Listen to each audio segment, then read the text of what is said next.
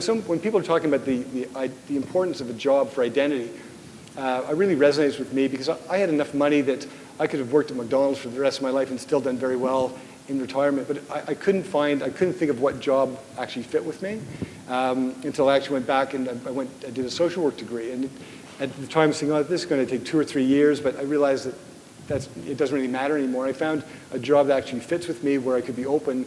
And my first job coming to Australia was the Mental Health Council of Australia.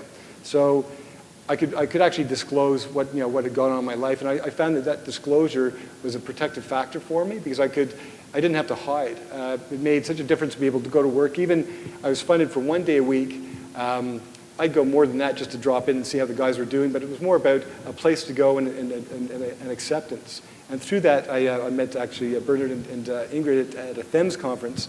I heard them speaking. They were getting pilloried, not for what they were saying, but who they were representing. And after the end of the presentation, I went up with the large feature article that had been in the paper, and I just put my phone number and said, I'm an activist, I'd like to get involved with your organization. And I think for me that sense of identity is so important that if you can find a workplace where you are accepted, you're less likely to have relapse because you're not trying to hide something. So I just think it's very important in terms of young people. They don't have a huge gap in their employment contract, employment history to look at. It was so hard for me to make a CV and to try to get a job. When I came here, my partner I kept saying, I'm almost done. She did that for a number of years. And so finally I was getting some external help through Workways at the time, and this other senior public servant was helping me. And I thought I was about a week away from having a resume that I could then go out to the workforce. And I said, I'm close, I'm almost finished. She goes, oh, I don't want to hear it again. I said, tell you what, I will pay $100 every Friday that I'm not finished with my resume yet. And she goes, okay, that's great. Unfortunately, I was about 7 weeks away from actually finishing, so she was collecting $100 every Friday. But it was just that added incentive to get it done. And the very first resume I gave was to Grace Groom at Mental Health Council, and I had a job from that resume. So that's sort of the importance of employment to me has been instrumental, and I just would encourage you to consider how important it is for everyone to have a job, let alone someone coming back from a psychiatric illness. Thank you. I think that's a really relevant point because both Jim and Keith have made somewhat different comments about the experience in the workplace and the relevance of work to them. Jim was in many ways stigmatised, ostracised with Jim's mental illness, whereas Keith may have had to spend a few $100s for late fees on his resume, but in fact the fact of getting back to work and being accepted in that workplace must have had a major positive effect for you. Definitely. I guess in 2004 was the last time I experienced psychosis, and then I started a social work degree, and that year I had to go for a job placement, which works for, I guess, about 495 hours. So I went to the manager of a youth detention center, and we were just talking about the interview, and I said, look, now I have bipolar disorder, but it's been really well managed, and I don't expect any problems. Here's a short film about my story. If you have any problems, just let me know. And I think it was that openness. He came back the next day. He said, no, I watched that film, and yeah, everything looks good.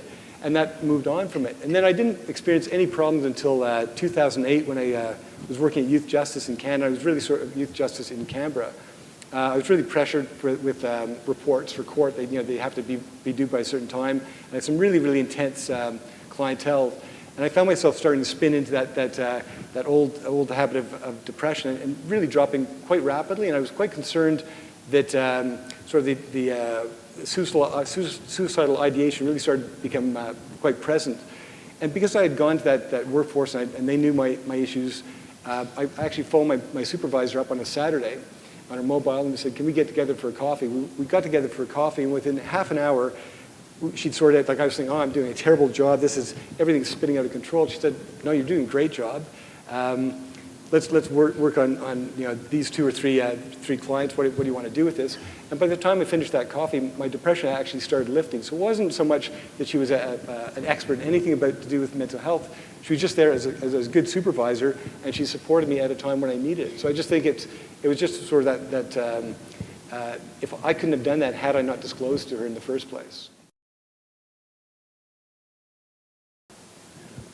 I think it's such a difficult thing to respond to if someone, if someone is thinking about whether to disclose or not and then discloses to the supervisor. Even for that supervisor, it might be the first time they've had to deal with this.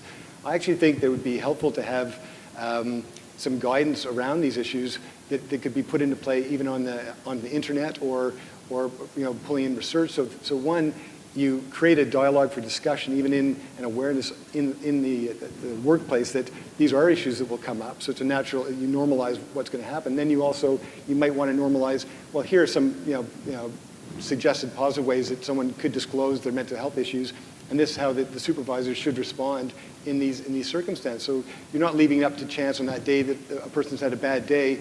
So it sort of gives a little bit more of a framework around, yeah, this is going to happen, it's normal, it's going to happen, and this is how we can best respond, and this is why it's in the best interest for the person and for the corporation, maybe.